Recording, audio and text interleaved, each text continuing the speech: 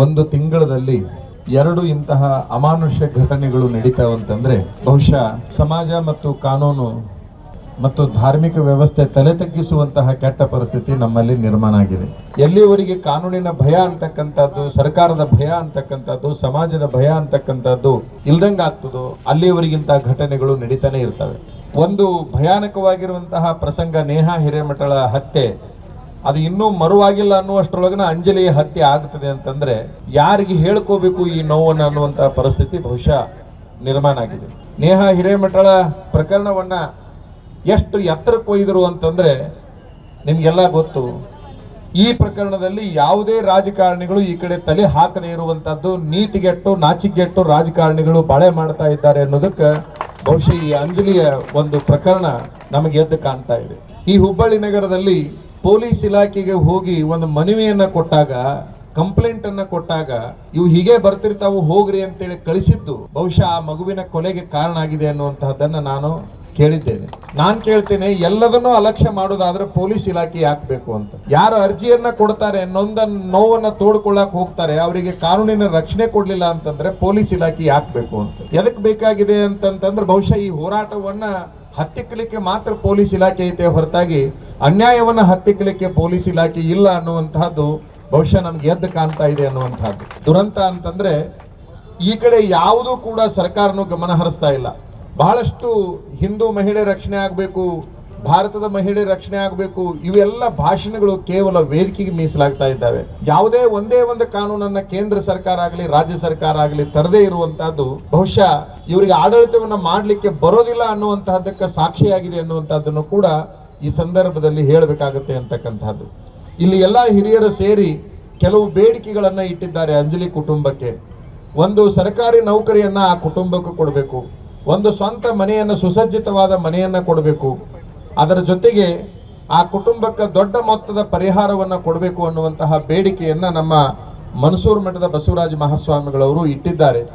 ಆ ಬೇಡಿಕೆಯನ್ನು ಏನು ಇಟ್ಟಿದ್ದಾರೆ ಅದನ್ನು ಕೂಡ ಅದು ನಮ್ಮ ಬೇಡಿಕೆ ಆಗಿದೆ ಅನ್ನುವಂಥದ್ದನ್ನು ಈ ಸಂದರ್ಭದಲ್ಲಿ ಹೇಳ್ತಾ, ಈ ಪರಿಹಾರವನ್ನು ಕೊಡೋದ್ರ ಜೊತೆಗೆ 2 ಪ್ರಕರಣಕ್ಕೆ ಒಂದು ವಿಶೇಷ ನ್ಯಾಯಾಲಯವನ್ನು ರಚನೆ ಮಾಡಿ ಅತಿ ಶೀಘ್ರದೊಳಗೆ 2 ಪಾಪಿಗಳಿಗೆ ಏಕಕಾಲಕ್ಕೆ ಮರಣದಂಡನೆಯನ್ನ ಮಾಡುವಂತಹ ಒಂದು ಕಾನೂನು ಬರಲೇಬೇಕು ಅನ್ನುವಂತಹ ಒಂದು ವಿಚಾರವನ್ನು ನಾನು ಹೇಳ್ತಾ ಇರೋದು. ಒಂದೇ ಸಮಯದಲ್ಲಿ ಆ ನೇಹಾಳ ಕೊಲೆ ಮಾಡಿರ್ತಕ್ಕಂಥ ಮಹಾಪಾಪಿಗೆ, ಅಂಜಲಿಯನ್ನ ಕೊಲೆ ಮಾಡಿರ್ತಕ್ಕಂತಹ ಪಾಪಿಗೆ ಒಂದು ಬಹುದೊಡ್ಡ ಗಲ್ಲ ಶಿಕ್ಷೆಯನ್ನ ನೀವು ಒದಗಿಸಬೇಕು, ಅಂದಾಗ ಮಾತ್ರ ಈ ನಾಡಿನ ಕಾನೂನು ರಕ್ಷಣೆ ಮಾಡಿದಂಗೆ ಆಗುತ್ತೆ ಅಂತಕ್ಕಂತಹ ಒಂದು ವಿಚಾರವನ್ನ ಈ ಸಂದರ್ಭದಲ್ಲಿ ಹೇಳಲಿಕ್ಕೆ ಇಚ್ಛಾಪಡ್ತೇವೆ. ಎನ್ಕೌಂಟರ್ ಆಗಬೇಕು, ಅಂದಾಗ ಮಾತ್ರ ಮತ್ತೊಬ್ಬ ಯುವಶಕ್ತಿಗಳು, ಮತ್ತೊಬ್ಬ ಇಂತಹ ಕ್ರೂರಿ ಇದಕ್ಕೆ ಮುಂದೆ ಅಂತಹ ವ್ಯವಸ್ಥೆಗೆ ಕೈ ಹಾಕುವಂತ ಪ್ರಯತ್ನ ಮಾಡೋದಿಲ್ಲ ಅನ್ನುವಂತ ಸಭೆ ಮೂಲಕ ಇಲ್ಲಿ ಹೇಳಲಿಕ್ಕೆ ಇಚ್ಛೆ ಪಡ್ತೇವೆ. ನಾವೆಲ್ಲ ಸ್ವಾಮಿಗಳು ಮಠದೊಳಗೆ ಕೂತ್ಕೊಂಡು ಜಪ ತಪ ಮತ್ತು ಶಾಸ್ತ್ರ ಪುರಾಣಗಳನ್ನು ಹೇಳೋದಷ್ಟೇ ಅಲ್ಲ ನಮ್ಮ ಕೆಲಸ. ಇಂತಹ ಸಮಾಜಕ್ಕೆ ನೋವು ಬಂದಾಗ ಶಸ್ತ್ರವನ್ನು ಕೂಡ ಹಿಡಿಯುವಂತಹ ಒಂದು ಕಾರ್ಯ ಈ ಸಂದರ್ಭದಲ್ಲಿ ನಡೆದಿದೆ ಅನ್ನುವಂಥದ್ದನ್ನು ಈ ಸಂದರ್ಭದಲ್ಲಿ ಸರ್ಕಾರಗಳು ಎಚ್ಚರ ವಹಿಸಬೇಕನ್ನುವಂತ ಒಂದು ಎಚ್ಚರಿಕೆಯ ಗಂಟೆ ಎಲ್ಲ ಮೂಲಕ ಇಲ್ಲಿ ಸಭೆ ಮೂಲಕ ಇಲ್ಲಿ ಹೇಳಲಿಕ್ಕೆ ಇಚ್ಛೆ ಪಡ್ತೇವೆ. ಅದಕ್ಕಾಗಿ ಸಮಾಜವೇ ನಮ್ಮ ತಂದೆ ತಾಯಿ ಅನ್ನುವಂತ ಒಂದು ಭಾವ ನಮ್ಮೆಲ್ಲ ಸ್ವಾಮಿಗಳದು. ಅದಕ್ಕಾಗಿ ಆ ಅಂಜಲಿ ಮನೆತನ, ನಮ್ಮ ನೇಹಾ ಮನೆತನ, ಆ ಕುಟುಂಬಕ್ಕೆ ನ್ಯಾಯ ಸಿಗಬೇಕು. ಎನ್ಕೌಂಟರ್ ಒಂದು ಸಂದೇಶವನ್ನು ನಾಡಿನಾದ್ಯಂತ ತಂದಾಗ ಮಾತ್ರ ಇದು ಒಂದು ವ್ಯವಸ್ಥೆ ಸರಿಯಾಗಲಿಕ್ಕೆ ಸಾಧ್ಯ ಅನ್ನುವಂತ ಮಾತನ್ನು ಹೇಳಿ ಪದೇ ಪದೇ ಸರ್ಕಾರಕ್ಕೆ ಒತ್ತಾಯ ಮಾಡಿದೆ, ಈ ಘಟನೆ ಮತ್ತೊಮ್ಮೆ ಮರುಕಳಿಸಬಾರ್ದಂತೆ. ನನ್ನ ಮಗಳನ್ನು ಹತ್ಯೆ ಆದ ಕೂಡಲೇ ಅವತ್ತೇ ನಾನು ಎಚ್ಚರಿಕೆ ಹೇಳಿದೆ, ರಾಜ್ಯ ಸರ್ಕಾರ ಆಗಲೇ ನಾನು ಮಾಡ್ತೇನೆ, ಬಂದೋಬಸ್ತ್ ಕೊಡ್ತೇನೆ, ಸಂತಾನ ಕೊಟ್ಟು ಮನೆಗೂ ಕೂಡ ಮುಖ್ಯಮಂತ್ರಿಗಳು ಬಂದು ಹೋದರು, ಕಾನೂನು ಸಚಿವರು ಬಂದರು ಮತ್ತು ಜಿಲ್ಲಾ ಉಸ್ತುವಾರಿ ಸಚಿವರು ಬಂದರು. ಅದೇ ರೀತಿ ಇವತ್ತು ಕೂಡ ಜಿಲ್ಲಾ ಉಸ್ತುವಾರಿ ಸಚಿವರು ಅಂಬಿಗೇರವ್ರ ಮನೆಗೆ ಕೂಡ ಬಂದರು. ಎಲ್ಲ ರೀತಿಯಿಂದ ಸರಿ ಇದೆ, ಆದರೆ ನಮಗೇನು ಬೇಕಾಗಿತ್ತು, ನಮಗೇನು ಸುರಕ್ಷೆ ಬೇಕಾಗಿತ್ತು ಅದೇ ಆಗಲಿಲ್ಲ. ನನ್ನ ಮಗಳ ಕಳ್ಕೊಂಡು ಹಾಡಾಗಲೇ ಕಾಲೇಜ್ ಕ್ಯಾಂಪಸ್ನಲ್ಲಿ ಇಡೀ ರಾಜ್ಯ ದೇಶ ಅಂತಾರಾಷ್ಟ್ರ ತನಕ ಸುದ್ದಿ ಆಯಿತು. ಇದು ರಾಜಕೀಯ ಷಡ್ಯಂತ್ರ, ಇದು ನಮ್ಮ ಕ್ಷೇತ್ರದಲ್ಲೇ ಯಾಕೆ ಆಗ್ತಾ ಇದೆ, ಇದು ನಮ್ಮ ಹಿಂದೆ ಯಾಕದಾರ, ಯಾಕಂದ್ರೆ ನಾವು ಸಣ್ಣ ಸಮಾಜದವರು ಮತ್ತೆ ನಮಗೆಲ್ಲ ಗೌರವಪೂರ್ವಕವಾಗಿ ಕಾಣ್ತಾರೆ. ಜಂಗಮ ಸಮಾಜಕ್ಕೆ, ವೀರಶೈವ ಲಿಂಗಾಯತರಿಗೆ ಎಲ್ಲರಿಗೂ ಕೂಡ ಚಂದಗೆ ಗೌರವದಿಂದ ಕಾಣ್ತಾರ, ಗೌರವಸ್ಥರ ಮಂತಂದವರು. ಇವ್ರಿಗೆ ಹೆಂಗಾರ ಮಾಡಿ ರಾಜಕೀಯ ಬೆಳಕು ಕೊಡಬಾರ್ದು, ಇವ್ರನ್ನ ಷಡ್ಯಂತ್ರದಿಂದ ಮುಗಿಸ್ಬೇಕು. ಅನ್ನೋ ಒಂದು ಷಡ್ಯಂತ್ರದಿಂದ ಇವತ್ತು ನನ್ನ ಮಗಳನ್ನ ಹತ್ಯೆ ಆಗಿದೆ.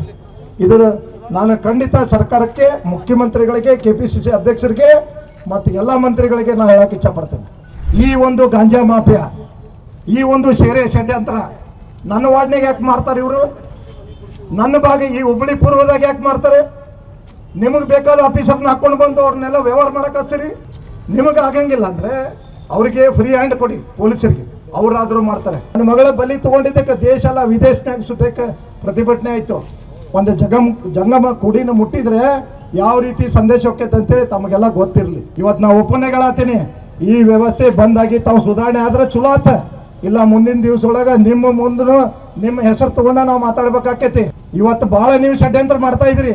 ಅನೇಕ ರಾಜಕಾರಣಿಗಳು ನನ್ನ ಮನೆಗೆ ಬರೋ ಸುತ್ತ ನೀವು ಷಡ್ಯಂತ್ರದಿಂದ ಸಂತಾನ ಹೇಳಕ್ ಬಂದವ್ರಿಗೆ ಮುಚ್ಚಾಕಿದ್ರಿ ನೀವು. ನನಗೆಲ್ಲ ಗೊತ್ತೈತಿ.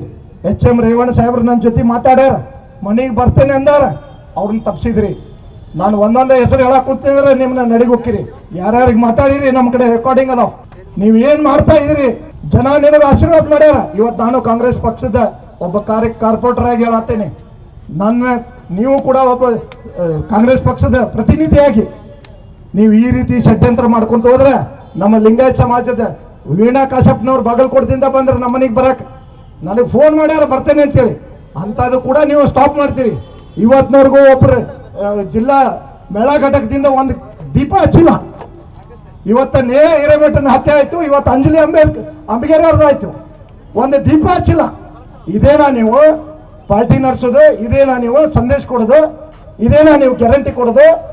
ಈ ನಾಡಿನಲ್ಲಿ ಇಂತಹ ಕೃತ್ಯಗಳು ಮತ್ತೆ ಮತ್ತೆ ಆಗದಂತೆ ಮತ್ತು ಇದಕ್ಕೆ ಮೂಲವಾದ ಕಾರಣ ಪೊಲೀಸ್ ಇಲಾಖೆಯವರ ನಿರ್ಲಕ್ಷ್ಯ. ನೇಹಾ ಹಿರೇಮಠರವರ ಕೊಲೆಯಾದ ಮೇಲೆ ಮತ್ತೆ ಆ ಯುವಕ ಈ ಒಂದು ಅಂಜಲಿ ಅಂತಕ್ಕಂಥ ಯುವತಿಗೆ ಜೀವ ಬೆದರಿಕೆಯನ್ನು ಹಾಕಿ ನೇಹಾಳಂತೆ ನಿನ್ನನ್ನು ಕೊಲೆ ಮಾಡ್ತೀನಿ ಅಂತ ಹೇಳಿದಾಗ ಹೆದರ್ತಕ್ಕಂತಹ ಈ ಕುಟುಂಬದ ಅಜ್ಜಿ ಮತ್ತು ತಂಗಿಯರು ಎಲ್ಲ ಹೋಗಿ ಬೆಂಡಿಗೇರಿ ಪೊಲೀಸ್ ಠಾಣೆಗೆ ವರದಿಯನ್ನು ಕೊಟ್ಟಾಗ ಅವ್ರು ಮಾಡಿರ್ತಕ್ಕಂತಹ ನಿರ್ಲಕ್ಷ್ಯ ಇವತ್ತು ಈ ಸಾವಿಗೆ ಮುಖ್ಯವಾಗಿ ಕಾರಣ ಆಯಿತು. ಯಾಕಂದ್ರೆ ಒಂದು ತತ್ಕ್ಷಣ ಅದನ್ನು ನ್ಯಾಯಯುತವಾಗಿ ಮತ್ತು ಇದಕ್ಕೊಂದು ಗಟ್ಟಿಯಾದಂಥ ಒಂದು ಕಾನೂನು ರಚನೆ ಮಾಡಲಿಕ್ಕೆ ನೀವು ತತ್ಕ್ಷಣ ನೀವು ಕೋಡ್ ಆಫ್ ಕಂಡಕ್ಟ್ ಐತಿ, ಅದು ಎಲೆಕ್ಷನ್ ಐತಿ, ಈ ಎಲೆಕ್ಷನ್ ಐತಿ, ತಿಳಿದಿಲ್ಲ. 3 ತಿಂಗಳು ತಗೊಂಡು ಚುನಾವಣೆಗೆ ಅದು 45 ದಿವಸ ಕೋಡ್ ಆಫ್ ಕಂಡಕ್ಟ್ ಇರಬೇಕಾಯಿತು. ಇಡೀ ದೇಶ ತುಂಬ ಅವನ್ನೆಲ್ಲ ಮಾಡಿ ನೀವು ಸಾಕಷ್ಟು ಪ್ರಮಾಣದೊಳಗೆ ನೀವು ಅನ್ಯಾಯವೆಸಗಿದ್ದೀರಿ. ಆಳುವ ಸರ್ಕಾರಗಳು ನೀವೆಲ್ಲ ನೋಡುವ ಜನರು ಏನಿದ್ದೀರಿ, ನಾವು ಕಣ್ಣು ಮುಚ್ಚಿಕೊಂಡಿಲ್ಲ, ಕಿವಿ ಮುಚ್ಚಿಕೊಂಡಿಲ್ಲ. ಇನ್ನು ಮೇಲೆ ಸಾಧು ಸತ್ಪುರುಷರು ನಾವು ಸಾಂಕೇತಿಕವಾಗಿ ಸೇರ್ಕೊಂಡಿವಿ ಇಷ್ಟು ಜನ. ಇನ್ನು ಮೇಲೆ ಇಡೀ ಕರ್ನಾಟಕ ಅಲ್ಲ, ಭಾರತ ದೇಶದ ಮೂಲೆ ಮೂಲೆಯಿಂದ ಇಡೀ ಸಾಧು ಸತ್ಪುರುಷರನ್ನ ಕರೆದು ಇಡೀ ಹಿಂದೆಂದು ಕಂಡರಿಯದ ರೀತಿಯೊಳಗೆ ಮತ್ತೆ ನಾವು ಚಳವಳಿಯನ್ನು ರೂಪಿಸಬೇಕಾಗ್ತದೆ ಈ ನೆಲದಲ್ಲಿನೇ.